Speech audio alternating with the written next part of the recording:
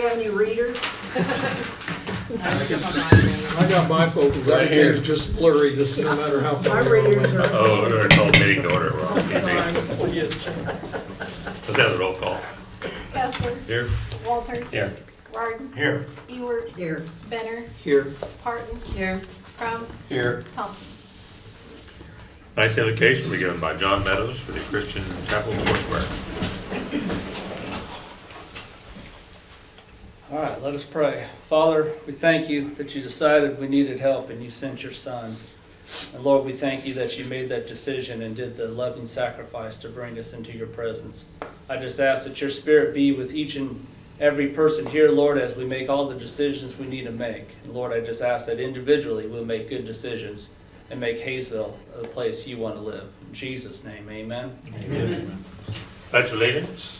I pledge allegiance to the flag of the United States of America and to the republic for which it stands, one nation, under God, indivisible, with liberty and justice for all.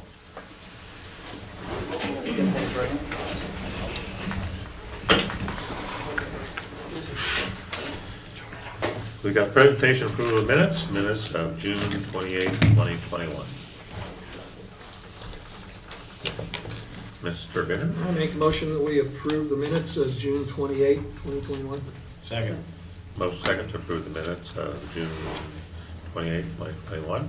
Discussion? Question? Kessler. Yes. Walters. Yes. Warden. Yes. Ewert. Yes. Benner. Yes. Parton. Yes. Crum. Yes. Item 1 is the citizens to be heard. We have with us tonight Brad McAfee of 8200 South Waco. He is going to be talking about the Living History Rendezvous. Brad? Good evening, ladies and gentlemen. It's McCaffrey. My Irish ancestor just rolled over and died. That's okay. Over the last 8 or 9 years, we've put on a Living History Rendezvous in Riggs Park.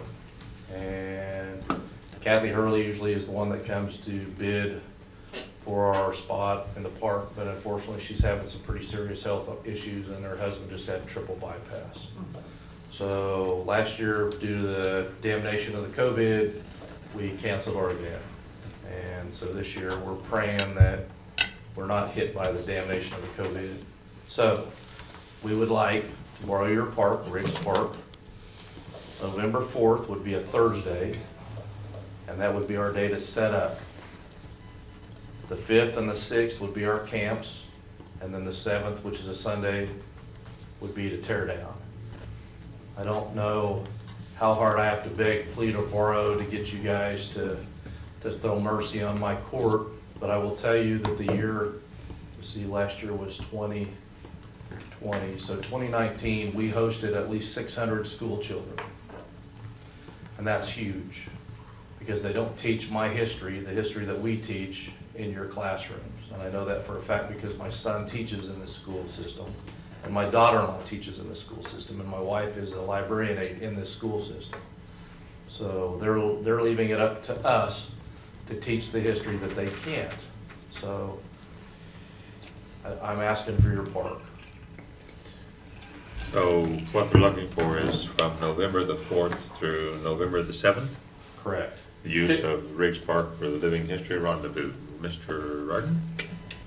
There's another discussion. I make a motion that we allow the Living History Rendezvous in Riggs Park. Second. Most second to approve the using of Riggs Park for the Living History Rendezvous as requested. Other discussion? Question? Kessler. Yes. Walters. Yes. Warden. Yes. Ewert. Yes. Benner. Yes. Parton. Yes. Crum. Yes. You're all set. Okay, now what do I do for paperwork? There's a form has to be filled out for those that shows and sent to Okay, so just chief and the other. come back here tomorrow and And get the form. somebody Right. else will give you the paperwork. Or, Okay, Will, can we mail it somewhere? yep, that's fine. You want me to write it down? Yes, sir. Okay. Thank you for your time, ladies and gentlemen. Thank you.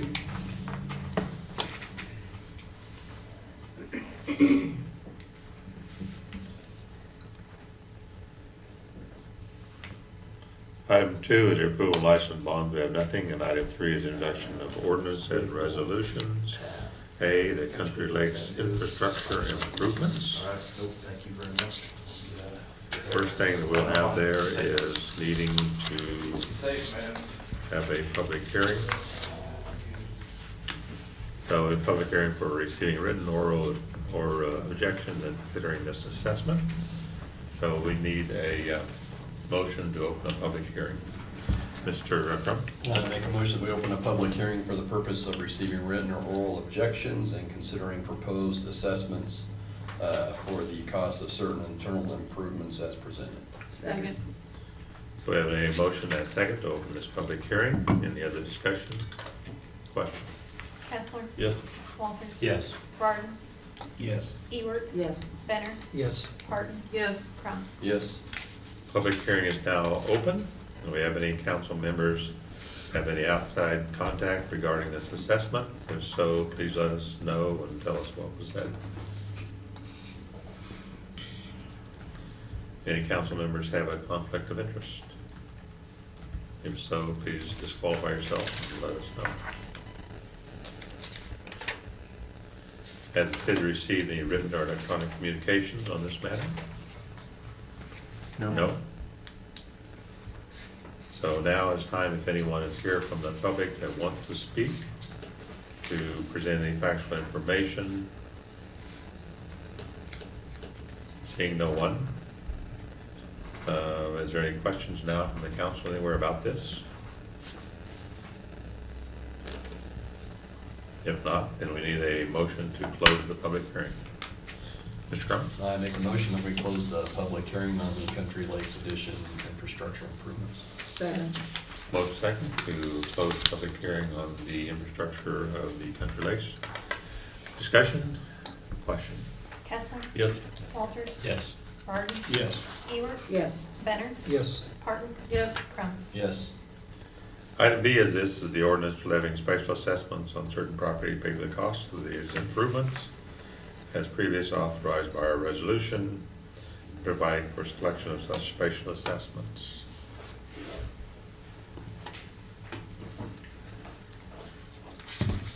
Good evening, Mr. Mayor and council members. Garth Herman with Gilmore and Bell, the city's bond counsel. Appreciate you having me out here tonight. As you mentioned, the item on the agenda is the ordinance that formally levies the special assessments for those 3 projects on those benefited properties. This is kind of the second step in the assessment process. This first step you accomplished last month when you actually accepted the statement of the final cost, basically meaning all of those projects have been completed and constructed, the final costs are known. Therefore, the city is authorized under state law then to go through the process to levy those costs against the benefited properties as the owners of those properties requested back when those resolutions were originally adopted by the city. So at the last meeting, you went ahead and accepted the statement of final costs. You set the date for this public hearing. You also authorized the giving of notice to all of the affected property owners of the estimated amount of their assessment, the fact that there would be a public hearing being held tonight, and the fact that at the end of that public hearing, the city is going to consider this ordinance that formally levies those assessments against those properties. You held the public hearing as you were all here for, and then once this ordinance is passed, like I said, that is a document that actually levies those taxes as special assessments against the property. Later this week, that summary ordinance will be arranged for publication. Notice of the actual assessment will also go out to each of those property owners again to basically let them know that the public hearing was held, the amounts are going to be levied against the property. They will have until August the 16th to pay in whole or in part any portion of that special assessment on their property that they want to.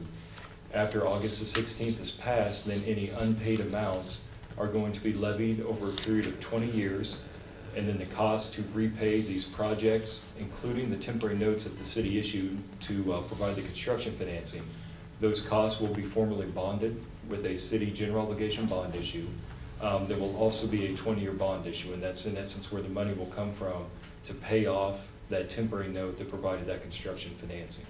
So as I said, the property owners will have until August the 16th to prepay any of those specials. Any amounts not paid will be bonded. The bond sale is currently scheduled to occur on September the 13th. the closing of the bond issue, so that's when the bond is exchanged to the investment bank who submits the best bid for it in exchange for the purchase price of those bonds. That will occur on October the 1st. On that date, then the city will use that money to pay off that temporary note that was originally issued for these projects. That's kind of the big picture. I'll be back again next month to kind of start the bond sale process. But before we get there, we have to finish up the special assessment piece. So that's what I'm here for tonight, is for this ordinance. So if there are any questions on this ordinance, or frankly on the project or the bond process as a whole, I'd be more than happy to answer any questions that you may have. Questions on this ordinance, council? Seeing none, what would you like to do? Mr. Crum? I'll make a motion that we approve an ordinance levying special assessments on certain property to pay the cost of internal improvements in the city of Haysville, Kansas, as previously authorized by resolution numbers 19-15, 19-16, and 19-17 of the city, and providing for the collection of such special assessments. Second.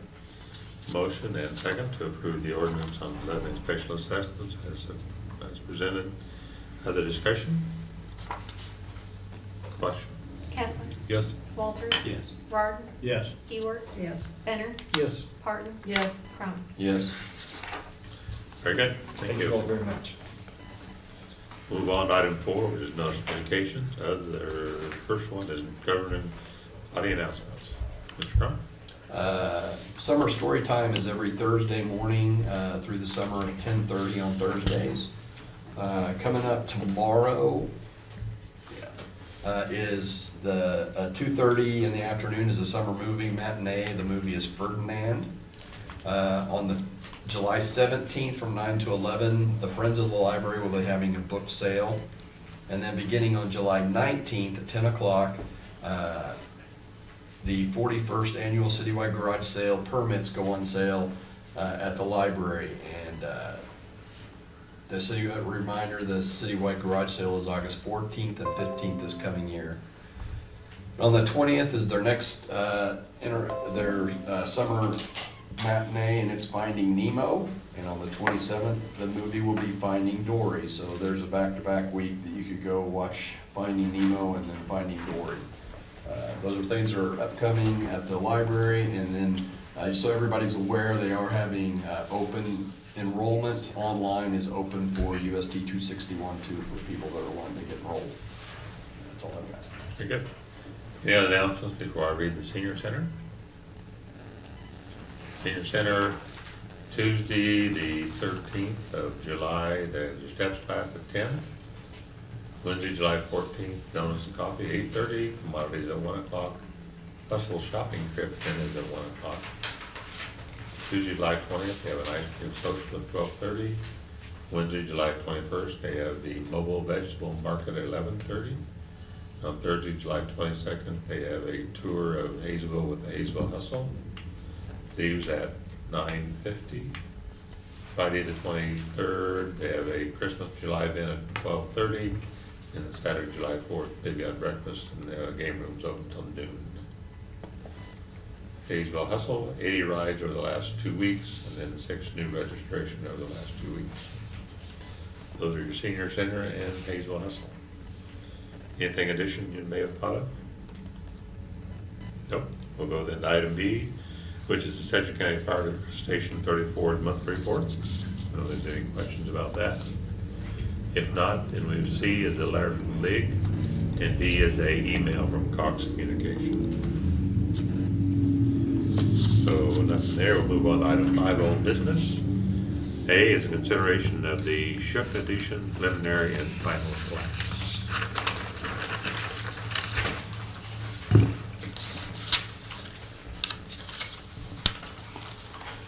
You got your information there showing what was done. This is property that is inside the city limits and was approved by the planning commission at that point. So any questions that you may have. Okay.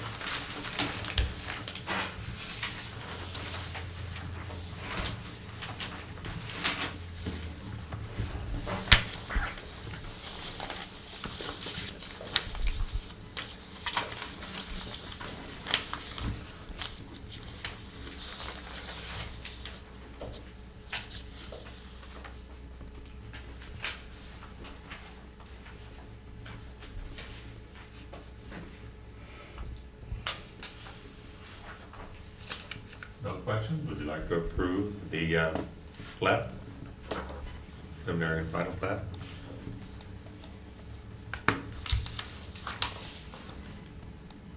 So this was to build a house on the west side of it, right? Is that what that was for? Is why they're platting it? The property just came, it was inherited to the two kids, and yes, they were looking, they called and asked what they could do, what they could build, and I said, well, it's unplatted, if this is what you would like to do in the future, this is what you would need to do, and so, yes, I believe that is their future intentions. We do have the survey company here too, if you have questions, that they can answer for you, if you'd like any questions from the survey company. Yeah, Mark Savoy with Savoy Company Land Surveyors, applicant, or agent for the applicant, and that's exactly right. It's gonna build a residential home there.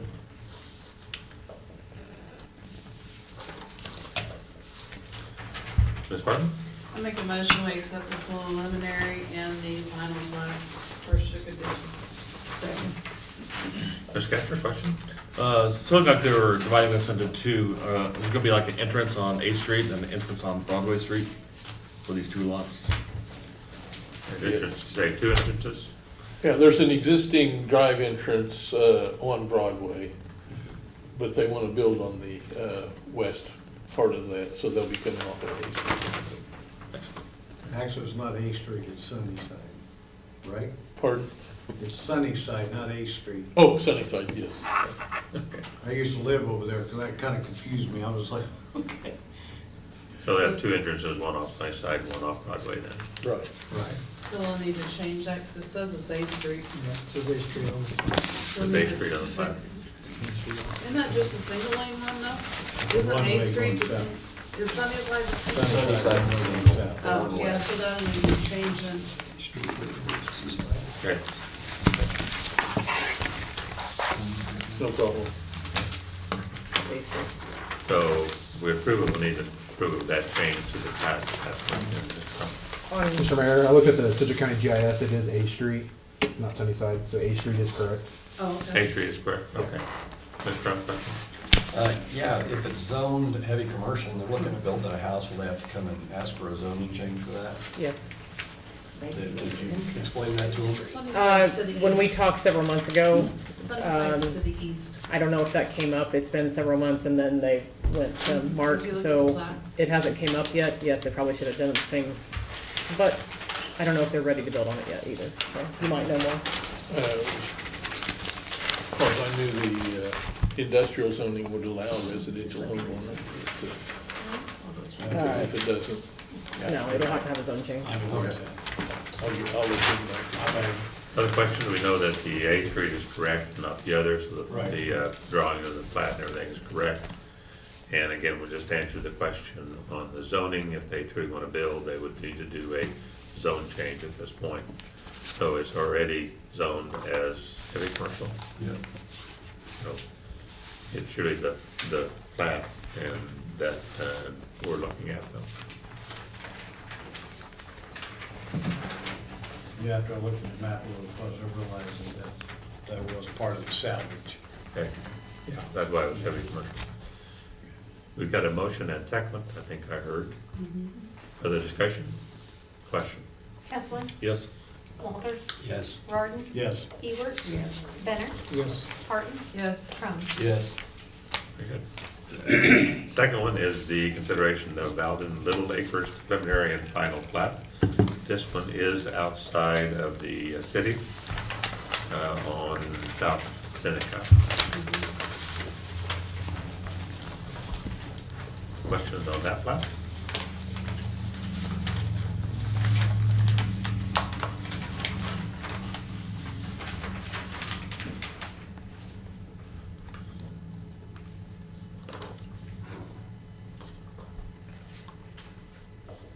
This is the one just south of where Dr. Palmer's dentistry used to be. It's actually north of there. You got the Tilly's right there on the corner with that big house, and then this is the lot north of there. North of that. Oh, Yeah. okay. North on the east side of the East road. side. Right. Yep. Okay.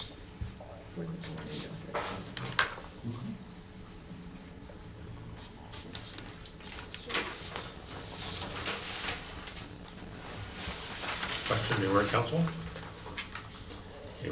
approve this plat or have any questions for the survey company? Mr. Crump? Do we know if there's any talk about if they're gonna need, if they end up developing over there, if they're gonna request water or sewer from us?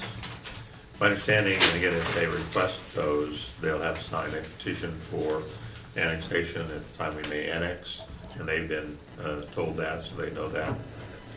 If they request water and sewer service, where it is. Water is out there because that was extended when we did all the emergency for the other pipes out there. Yeah, they understand they'd have to bring it into the city if we request it. It looks like they'll have to come in and rezone it too. Mr. Crump?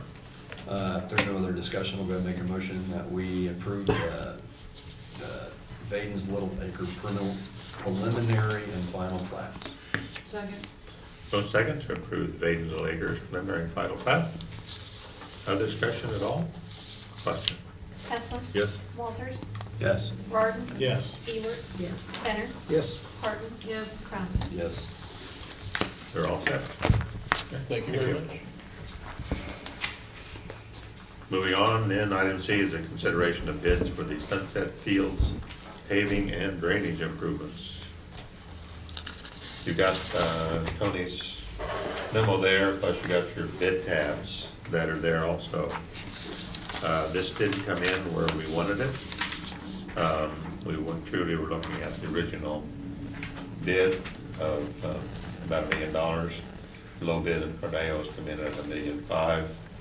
And I think Tony's explained all that as to why it came in for that part of it. So we're truly looking at the approval for the Cornell and Sons to do the Sunset Fields paving drainage. Questions anywhere? Ms. Barton? When would this start, or do we know? Usually it's about 3 days to 3 weeks to 4 weeks. Not 3 days. Hey, that's what Right. around. Yeah. You're sitting there. So start right after the construction Yeah. meeting would be, so somewhere in August, I think we're talking about. Yeah. Should be early, mid-August. Ms. Crum, question? And because the bid came in about 500,000 more than what we were guessing, and I see where the breakdown is, when we originally we're looking at the engineer's estimate, where did we come up with the extra 500,000? Where now will we? Right. Down the bottom shows where the funds are coming from. I see that, but I was wondering how it was set up before that, when we didn't think. Well, originally we weren't looking at $1.5 million. Originally, we were looking at $1 million that was coming from. Right, the that's why I was street. wondering where that extra 5 came from out of that bottom. What did we increase where it was coming out of, as opposed to what was gonna happen? We're just taking it out of the stormwater and street and then North Main. Just part kind of broke that 500 up? Yeah. Between, okay. Originally, it was gonna be all street sales tax. Right. So now we're going to the other places to actually bring that in also. Okay. Mr. Rardon? Okay, I have a family member that lives over there, so I was kind of curious. Is this coming back on the homeowners, No. like specials, or the city's? Because of the CDBG, we can't do specials against that. Okay, well, that was a question they had, because. No. Okay, not a problem. Ms. Kestner? With the CDBG grant, the $342,000, that'll come off the total cost? Correct. Good. Yeah, the $1.5 million will be reduced by the 342. Good. Yeah. Thanks. Mrs. Barton? There's no other discussion. I would make a motion, we accept Cornell and Sons bid for $1,543,073.15. Second. Most second to approve the bids for the Sunset Field as presented. Any other discussion? Question? Hessler? Yes. Walters? Yes. Rardon? Yes. Ewert? Yes. Benner? Yes. Harton? Yes. Crump? Yes.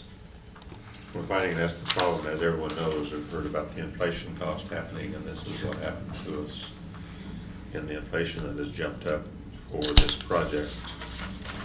It's coming back from all the projects we were under. Right. Earlier in the year, we were under. This one, didn't happen.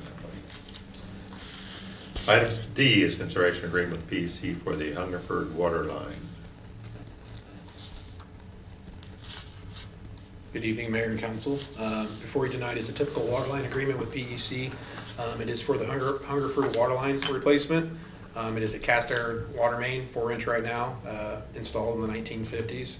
This is for approximately 2,500 linear feet of 8-inch water line design. We are requesting authorization to contract with PEC in the amount of $42,450. We're doing this with the anticipation this will be paid from the ARPA funds. the funds coming in off of the, what they call it, ARPA. ARPA funds. So that we'd have this done when those funds came in. In fact, we have received 700 and some thousand. 860,000. 860,000 we've received. Our first half of those funds have come in. Good. So this is anticipation that we'd be able to use that for these so we can get started on the engineering. Mr. Crump? I see that it's just on basically the south side, so from Grand down to 4th Street is the North Grand on the north, Hungerford on the other side. Is that a newer water line? Yeah, it's an AC water line, so that's 70s. Okay.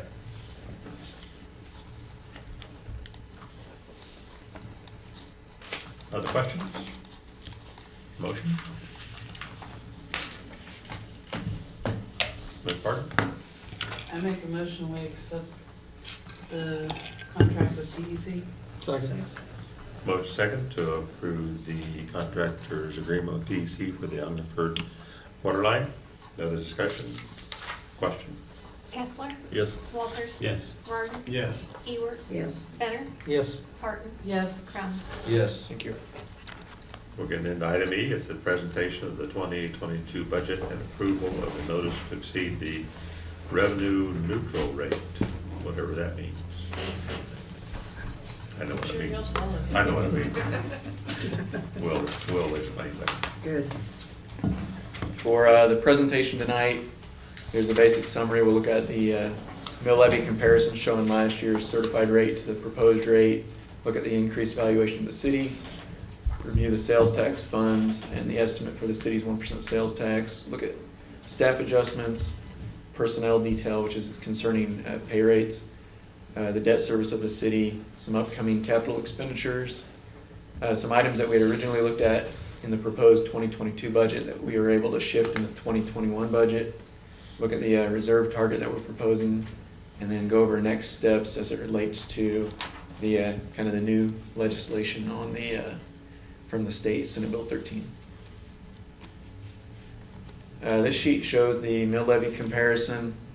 At the top, you'll see the valuation of the city is $70,371,460 divided by 1,000 to get the value of 1 mill. In 2021, we proposed and approved a mill rate of 47.598, which later in the year was certified by the county to be 47.570 because of the end of year valuation being slightly different than the mid-year valuation. That mill rate last year gave us a total dollars levied of $3,170,640. This year's budget, the 2022 proposed, our mill rate, as you can see, we're proposing one that brings the mill rate down by over 2 mills, and the dollars levied do go up, so that $31,000 increase will go over here in a minute.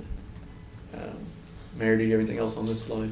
Yeah, one thing I think that on this slide that is important to point out, you can see that our mill levy truly jumped over 3 million, 3,700,000 mill levy wise, but that's not what we can do any longer because of what the legislature has done with what they call the revenue neutral rate. The revenue neutral rate is what we have actually been assessing in the previous years. So without going through public hearings and other things, we cannot exceed that amount.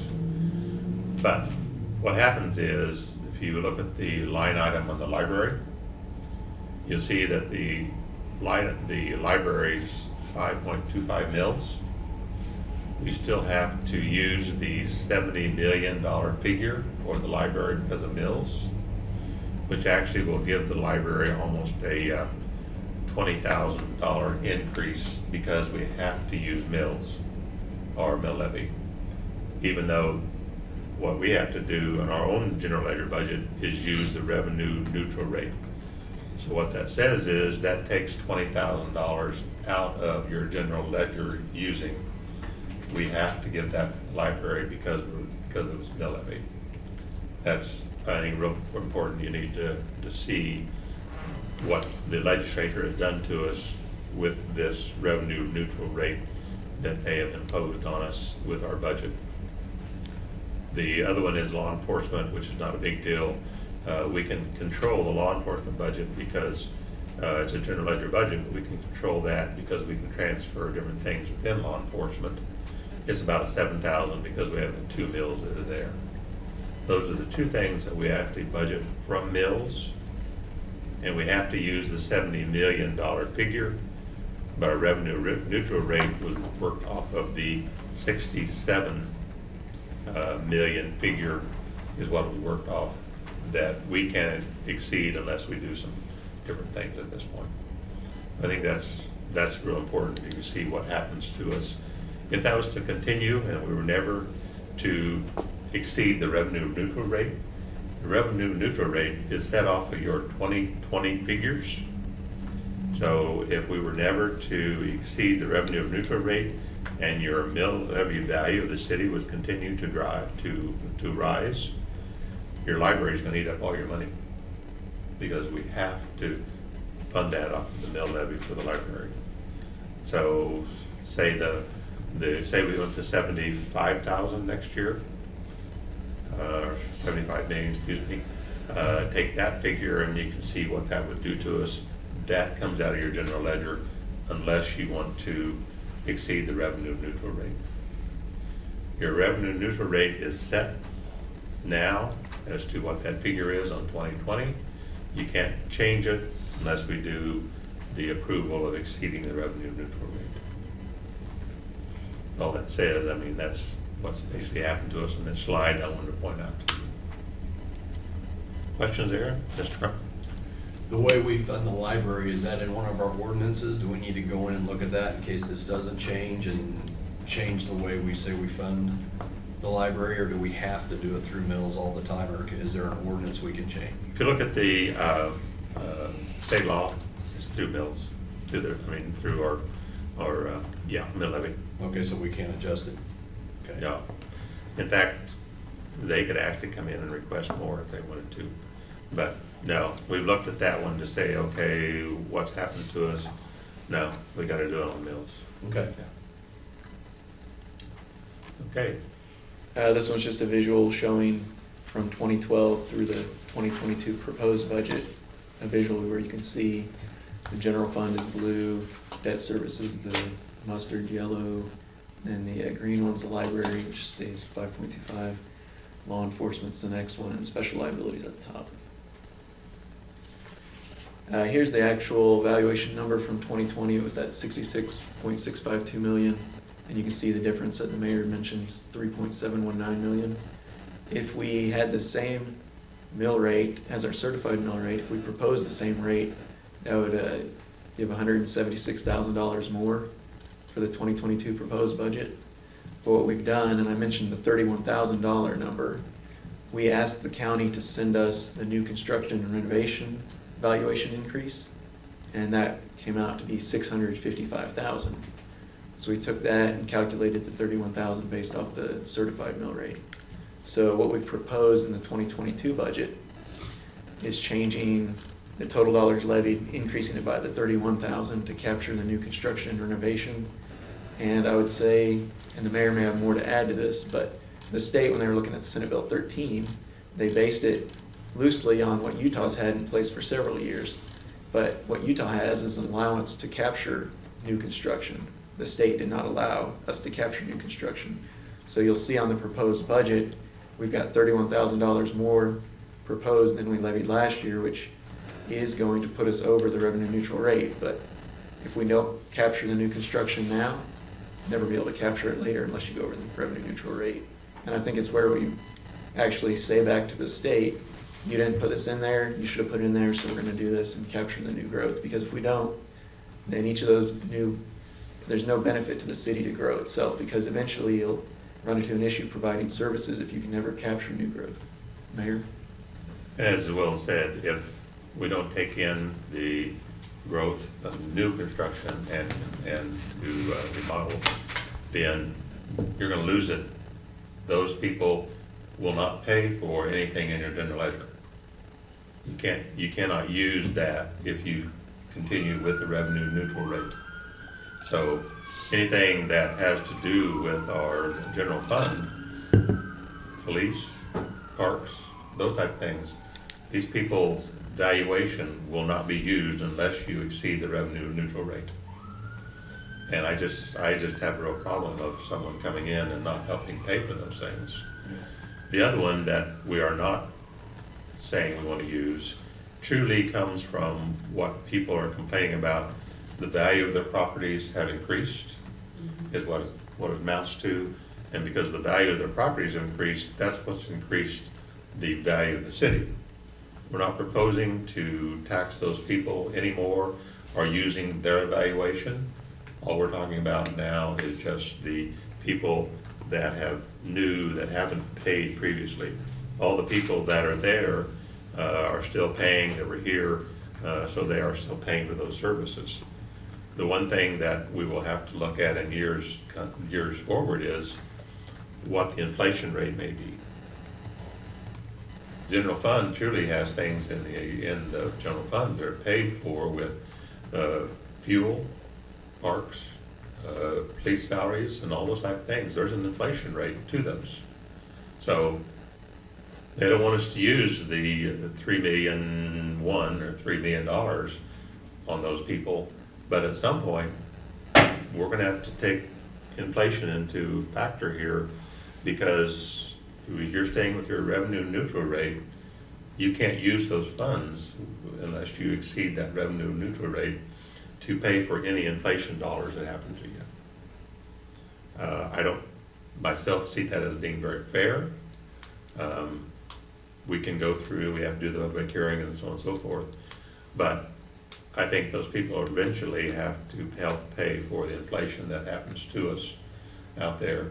And I think that people that are new, that have new value, need to help pay their way for general fund type items, in my opinion. So. This next slide is just a brief one on the city's 1% sales tax. Our estimate in the 2022 proposed budget is 1.1 million. Our 2021 estimate when we budgeted was 950,000. And you guys see the report that I send out each month. You can see it's come in quite well this year at this point. So proposed breakdowns continuing 50% to street, 10% to park, and 40% to recreation. And a good portion of the amount in recreation is used to pay for the new building. This slide shows staff adjustments. So at the bottom, you'll see basically the net effect of these adjustments, but I'll go through each one. In the proposed budget, we've added one part-time office clerk. This is a 20-hour-a-week position. We've changed the system administrator to systems analyst. We've added a director of information systems, and that person will have the supervisory responsibilities over the systems analyst. And we're not funding the administrative secretary for the administrative services department. Then in public works, we've added a GIS administrator, and we're not funding the public works coordinator in the proposed budget. So when you look at those, the net effect is an increase of one part-time employee. So we got one person that's already here that's going to be changing positions if the budget goes through as proposed. Then we've got two new positions, and we've got two that we unfund. So net impact of one 20-hour-a-week position added. Any questions on this one?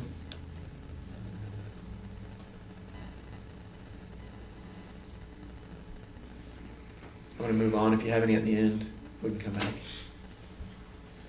This is the personnel detail in the proposed budget. We had got back into looking at a step increase 1 year and a cost of living increase the next year. But with what we've seen with the consumer price index in the 2022 proposed budget, I have both the step increase that we would have had in there plus a cost of living adjustment. We did have a cost of living adjustment at the beginning of this year. That was calculated in May of 2020 when Janie was the city clerk. And so from May of 2020 to May of 2021, the CPI has increased 5.6%. So what we looked at doing in the 2022 proposed budget, we have a step increase, which when you look at the pay chart, each step is 3% higher than the previous step. And we've proposed a cost of living of 2.6%. The cost of living would go into effect the first full pay period in January of 2022, and the step increase would be effective the first full pay period in July for employees that have satisfactory performance evaluations. So between both of those, we've managed to match what the CPI has increased from the time we calculated it for this year's COLA to the time that we calculated it during the budget process for the proposed budget. I think all of you have seen what's happened to your gasoline price or food price and so on and so forth. This will help keep our employees even, basically, so that they're at 5.6 as with the CPI, and so that we don't have our employees going backwards that are out there. So then starting for the budget for 2022, we start alternating those again? And what would we go with, the cost of living? For the 2023 budget, we'd be back to looking at the cost of living since 2022 is the year that we would have the step increase. Yep. Okay.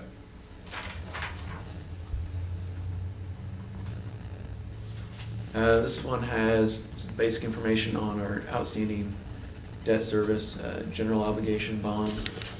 June 30th, we got a balance of $8,515,000. Our payment, which is in October, pays off $890,000 of principal, which leaves us with $7,625,000. And with the item that you approved earlier, that number will go up because the temporary note that's listed at the bottom of this slide will be moving into permanent financing. So right now, the temporary notes we have open, the Country Lakes one that I just mentioned, and then the Rotary Press $405,000 one. That one, we're not going to take to permanent financing. We're going to pay off the temporary note over 4 years, and that's accounted for in the wastewater budget. The certificates of participation are on the Hayesville Activity Center, the new Activity Center. The final payment for the COPs is 2035, and you can see there, by the time we make our 2021 payment, we'll be down to $2,890,000 principal. So, some upcoming capital expenditures, Sunset Fields, of course, that we have had approved tonight, restrooms at Dorner Park, the water line replacement, which is in design, a sidewalk that connects to the Timber Creek Estates addition on South Main to South Seneca there, new accounting software, which you'll see in the budget under special funds, the Hungerford water line replacement, which the design was approved tonight, and then water meter replacement, which we briefly mentioned, using a portion of the ARPA funds and then wastewater funds after that.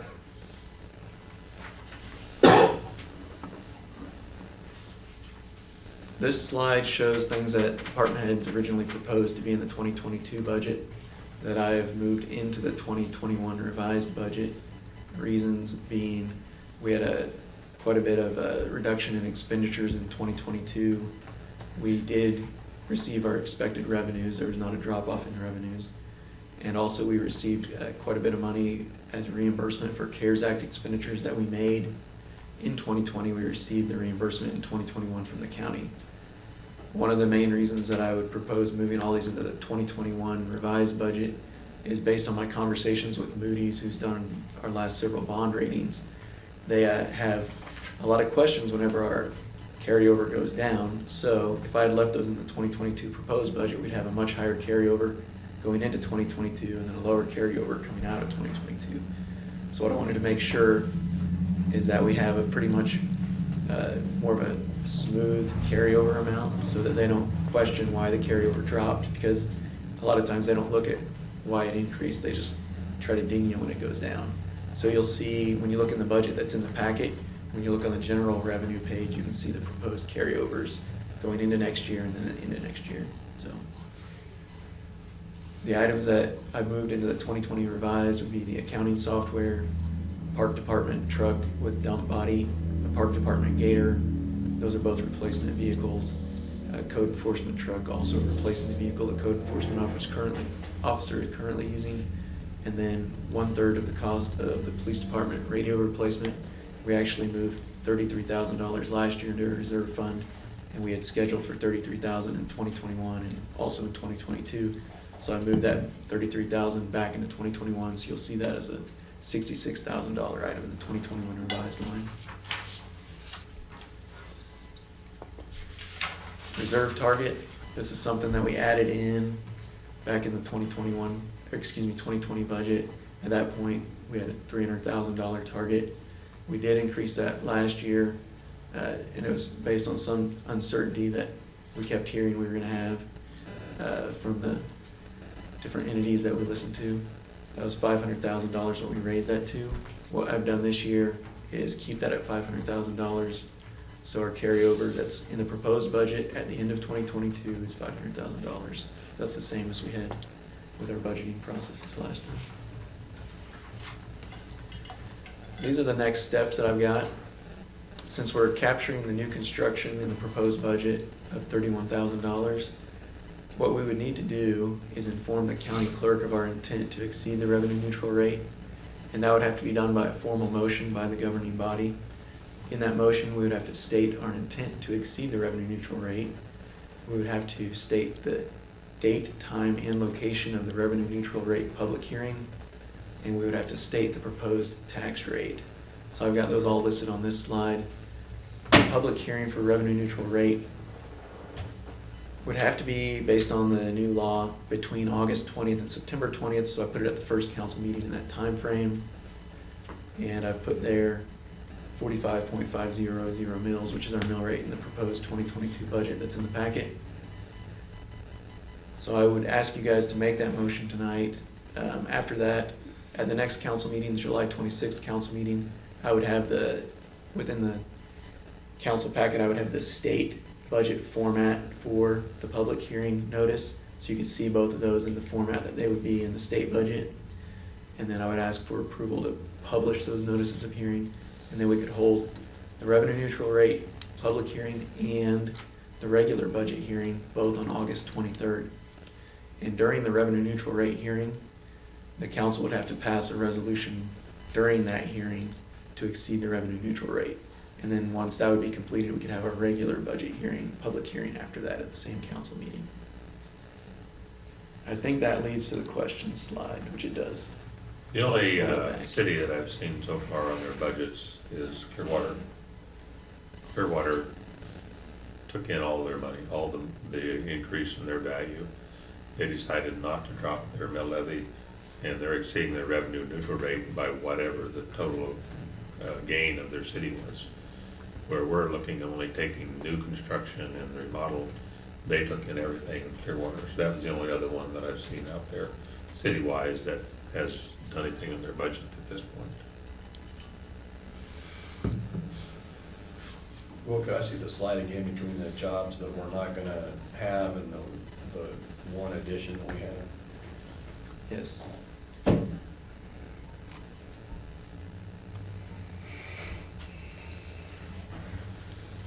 The part-time clerk, office clerk, where's that going to be? The city clerk's department, staffing the front office here. Who is, I'm guessing, hoping, splitting up the administrative secretary for your office? We currently have no administrative secretary in the department, so what was your question again? How are we splitting up that work? Are Well, you and Georgie just having to?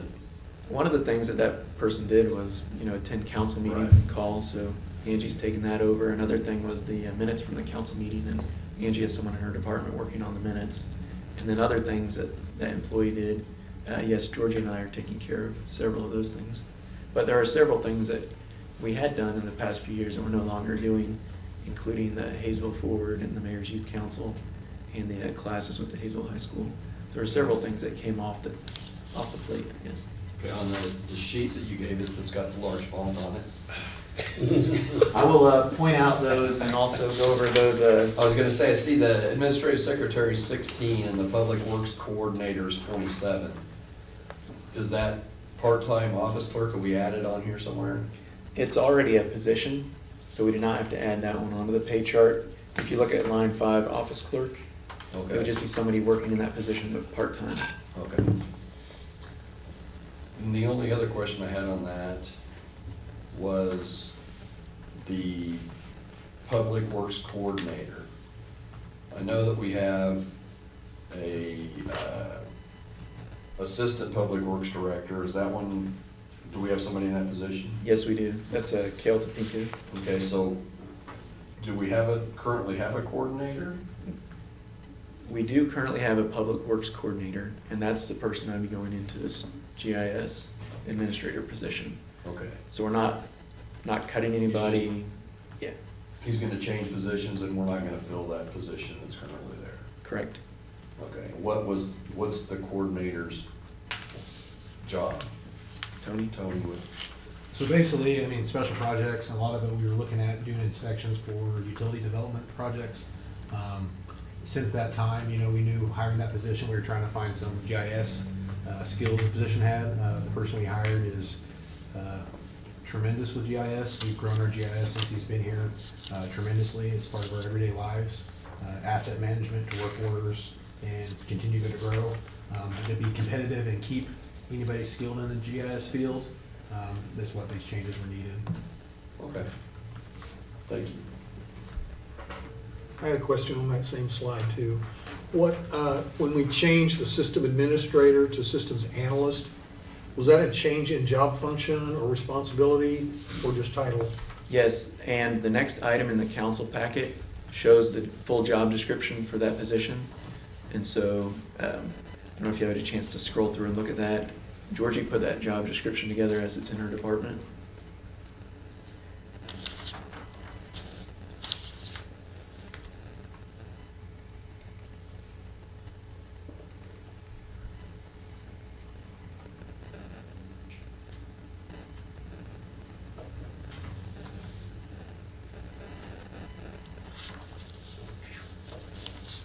Let's go through the budget.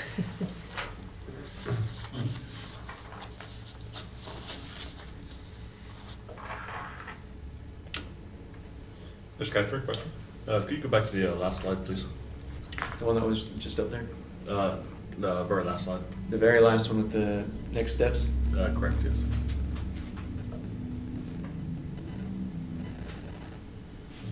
So as far as the intent to exceed revenue neutral rate, state proposed tax rate, 45.5 mils. That's what you used for the 2022 budget, right? 45.500 is what I used for the 2022 proposed budget. And you're asking for us to have a public hearing to possibly exceed the Yeah, I'm revenue neutral rate. asking for tonight, I would ask someone to make a motion to state our intent to exceed the revenue neutral rate, including the date, time, location of the revenue neutral rate public hearing, and that the rate that we're proposing is 45.500 mils.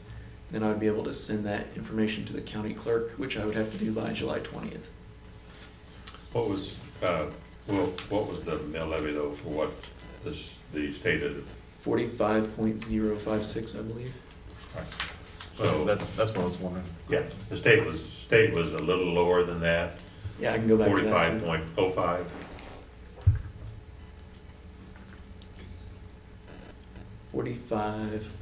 45.056 is the revenue neutral rate. It's up on the top right of that shaded area.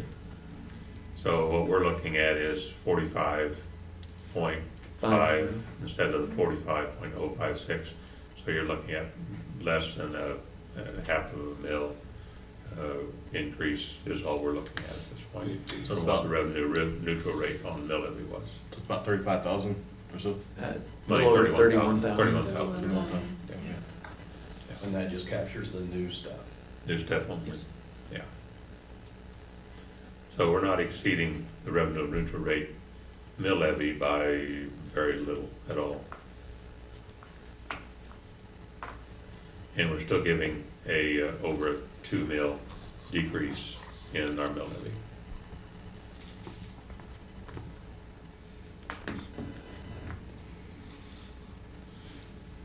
Okay, go to the last one. Go to that next steps one. Yep. Question? Gotta wait for him to get there. No. Okay, I make a formal motion to approve our intent to exceed the revenue neutral rate. Public hearing on August 23rd, 2021 at the council meeting at 7 p.m. at City Hall, 200 West Grand. And the proposed tax rate we have is 45.500 mils. Second. We have a motion and a second to see the revenue neutral rate as presented in the motion for the public hearing and the tax rate. Other discussions anywhere? To that motion, do we need to add the publication, or can we make another motion, or does that need to be in the? Next council meeting, I'll have the actual document of publication of notice of hearing, so you can approve those then. Discussion or question? Do we have to add that it's, what the specifics are for like new construction or anything, or just the, No, the items I had listed were directly the items that you need, and I got that from the two different sources, including the League of Kings and Municipalities, just this last week, so I'm confident that's what the county clerk needs. That's what the county gave you basically is what it was. Other questions? Call the question. Kessler, yes? Walters, Yes. Barton, Yes. Ewert, Yes. Benner, Yes. Parton, Yes. Crum. Yes. Overall, we're still city-wise in real good shape budget-wise. And we would be, as far as any carryover money, as you can see, we're gonna be able to truly do a lot of things in 21 that I think will continue to improve the city out there with truly even giving a 2 mil drop in mills. So I think it should be a real good thing for all the citizens at this point. With that, then we'll move on to item F, which is the consideration approval of a job description and revised pay chart.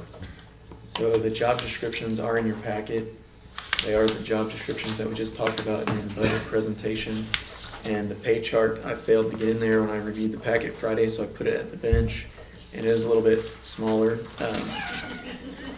But if you look on line 55, it's a red line, you'll see the systems analyst. And just for reference, that's where the system administrator was previously, that same step, or that same rate. The GIS administrator is line 61, and it's a gold color. And then director of information systems is line 62, it's red right below that. So if you have any questions, we can answer them on the job descriptions or the pay chart. So do we have someone currently in the system administrator position? Yes, Will that person be moved to Director. systems analyst? Yeah, it's that basically. person will be moved to the director of information systems. Okay, And we'll hire in the systems analyst. very good. That was my question. Thank you.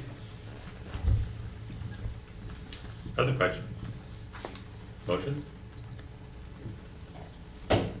Nope. Discussion? Make a motion to approve the new job descriptions and revised pay chart. Can you, would you mind making it effective as of when the vote's finished? As of when? I think it was in the memo, effective now. As of, I amended to read as effective now. I'll still second it. We have a motion second to approve the job description and revised pay chart. Immediately an effective situation. Other discussion? Question? Kessler, Yes. Walters, Yes. Barton, Yes. Ewert, Yes. Benner, Yes. Parton, Yes. Crum. Yes. Move on to 7, department reports. Will? Georgie has one on the KSN road trip. You, Mayor and Council, KSN is doing their summer road trips tour this week. They started today and they are going to end in Hayesville on Friday. They'll be arriving around 4 p.m. at Dorner Park, which is 400 West 79th Street South, just for those that don't know. They're asking everyone to come out and tell them hi. They will be airing live at 5 and 6 p.m. So if you have some time, go out there and visit them and give the city a shout and present for us. Thank you. Mr. Crowe. Georgia, could you shoot us an email to remind us about that? Yep. So, thank you. I hate to have them out there by themselves. They haven't sent me any information yet, but they do have information on their website, but I'll get it to you. Thank you. Angie, I have nothing. Chief. Good evening, Mayor and Council. The only thing I had this evening is our visiting officer is Officer Supi. He's out there. He is currently assigned to our first shift, so say hi to him as you go by out there. He's normally here during the day, and that's it. Tony.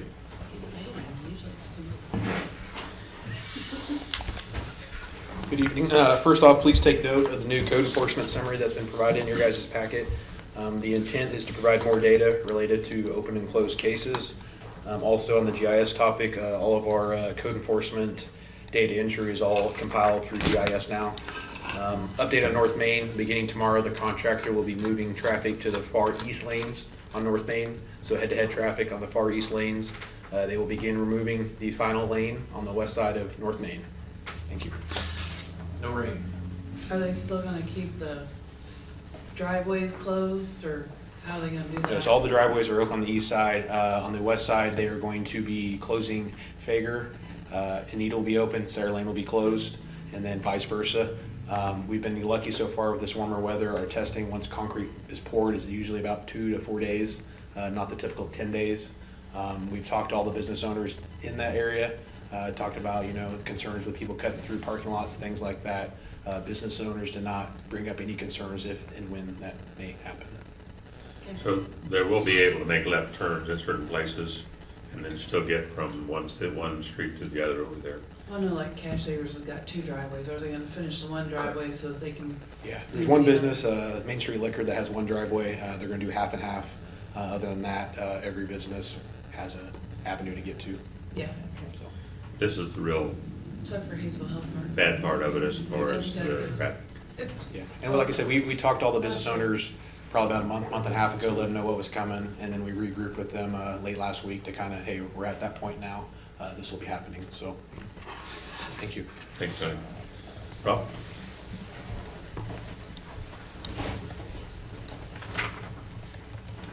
Good evening, Mayor and Council. Hayesville Recreation will be hosting our annual movie night at the pool this Friday, July 16th at 9:45 p.m. We'll be showing Crudes 2, and then we are taking registrations for youth volleyball and soccer. Item 8 appointments. We have Jonah Harris to the Park Board for a 2-year term. Mr. Crum? I make a motion that we approve the appointment of Jonas Harris as 600 Christine Court to the Park Board for a term of 2 years. Second. Motion and second to approve the appointment of Jonas Harris to the Park Board. Discussion? Question? Kessler. Yes. Walters. Yes. Rarden. Yes. Ewert. Yes. Benner. Yes. Parton. Yes, Crum. Yes. Item 9, off-agenda citizens to be heard. Anyone? No? Okay. Executive session, we have none. They'll be paid for the first half of July. Ms. Dewar? Make a motion that we pay the first half of July bills. Second. Most second to pay the first half of July bills. Discussion? Question? Kessler. Yes. Walters. Yes. Rarden. Yes. Ewert. Yes. Benner. Yes. Parton. yes. Crum. Yes. Consent agenda, we have nothing. Council items, concerns, council. Mr. Crum? Tony, one of the lights on Sarah Lane that's in Riggs Park, it's the one that is just to the west of where the Cowskins at. We've got a light there, but it might be a foot in front of the first branch from a tree right there, and the light just goes nowhere. And then there's also one light like that on the bike path just to the west of the pool. One of our lights that we have there that's basically in a tree, so the light doesn't go anywhere. If you wouldn't mind after the meeting, just show me on an aerial so I Sure. know clearly which ones they are. Sure. Thank you. Other concerns, council, anywhere? If not, we're going to our council action request updates.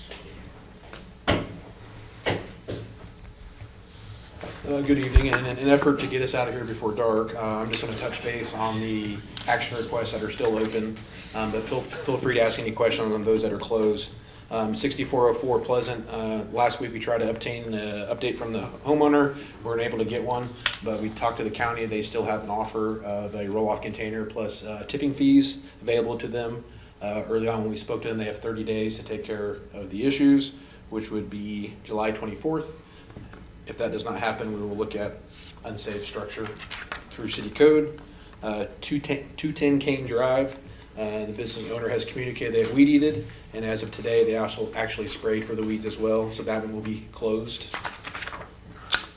260 Kane Drive, the business owner is contracting with a local landscape company to spray the vegetation for the all-weather surface. 427 East 71st Street, out by the Turnpike. We have communicated to the business owner of the violations. We've also spoken to him. The material down in the yard is an all-weather surface, but it is heavily grown with weeds and vegetation. Owner has told us they will be working on spraying and or removal of the vegetation. The southeast corner of Chapman and Plaza is 701 East Chapman. We've spoken to the owner of the property, and they will be addressing the issues. 1404 East Grand. Many of you probably drive by this daily. The homeowner is in the process of remodeling the outside and the inside of the home, and they do have the appropriate permits. We have communicated to them that the vehicles and the trailers must be an all-weather surface, free of vegetation. They communicate to us during the remodel. They're kind of crunched on time, so they will get it as soon as they can, hoping by the next council meeting. Also communicate to them the items we take at the recycling center. 7031 Shahan. Plant was a skirting, may need addressed. Is this wood an approved material? We investigated. The material was not a treated lumber as required by residential building code. We were able to communicate to the homeowner, and as of last week, they did start making those repairs and doing treated lumber. 7050 Plaza. Similar to the other one, mobile home on the lot. Siding and skirting is in bad shape. We had a little bit of difficulty getting hold of this homeowner. The actual owner had passed away recently, and the son is working on getting the mobile home deeded into his name. He communicated to us his intent is to actually move the trailer out and buy a new one and put it there. He did state he's having a little bit of difficult time to get the deed in his name. 7504 South Broadway. I'll provide an update for Georgie. This is Lines Auto. He's trying to find a tire for the food truck so it can be moved. He's sprayed the vegetation over the last weekend. She's informed him any vegetation growing through the rock would be sprayed and killed. She'll check back on the property on July 15th to make sure the items were taken care of. Complain about the sign for candy cones at River of Life Church. Quite a few updates here. I think the last of it is the candy cones owners came by for an application and also has a copy of the sign code. He did move the sign at one point, but also moved it into the right of way. So he will be working on picking up or filling out the application. And that was it. Everything else has been covered. Thank you. Questions for any of those? Seeing none, we'll go to item 14, adjourn. Mayor, council, I'll make a motion to adjourn tonight's meeting. Motion and second to adjourn. Other discussion? Question? Kessler. Yes. Walters. Yes. Barton. Yes. Ewert. Yes. Benner. Yes. Parton. Yes. Crum. Yes.